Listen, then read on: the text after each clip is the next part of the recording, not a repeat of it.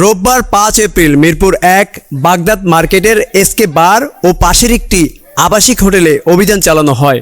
অভিযান শেষে আটককৃতদের মিরপুর মডেল থানায় নিয়ে যাওয়া হয়েছিল। তাদের মধ্যে প্রায় 25 জন তরুণী ও শতাধিক তরুণ ছিল বলে জানা গিয়েছে।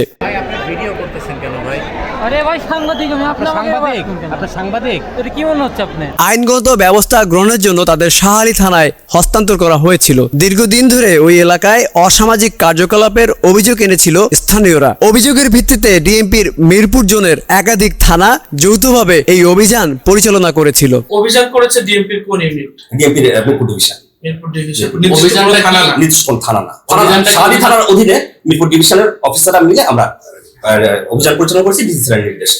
সারা রাত থানায় আটকে রাখার পর আটককৃতদের গত 6 এপ্রিল উপ পুলিশ কমিশনারের কার্যালয়ে তোলা হয়। স্থানীয় সূত্রে জানা যায়, বার ও আবাসিক হোটেল থেকে আটককৃতদের এই মর্মে ছেড়ে দেওয়া হয় যে পরবর্তীতে তারা এমন কোনো কার্যকলাপ করবে না। যদি করে সেক্ষেত্রে 6 মাসের কারাদণ্ড দেওয়া হবে। আরও জানা যায় যে তাদের সকলকে 2000 টাকা জরিমানা করে ছেড়ে দেওয়া হয়েছে।